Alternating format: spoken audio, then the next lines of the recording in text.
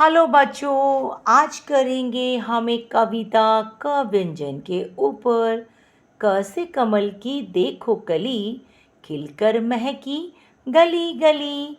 क से कलश में गंगा जल, शीतल जल देता जीवन को बल। क से कबूतर पंख फैलाए, खुशियों की खबर सबको सुनाए। क से कोयल गीत सुनाए, मीठी वाणी मन को भाए। क से किताब में ज्ञान भरा, अंधेरे में जैसे कोई दीप जला। क से कलम शब्द सजाए, कागज पर हम सपने बनाए। क से कहानी भी हमने पढ़ी, हंसी और ज्ञान की सौगात मिली। क से करो तुम अच्छा काम, क से कर्म ही सबसे महान। का व्यंजन की यही निशानी, हर अक्षर कहे एक नई कहानी।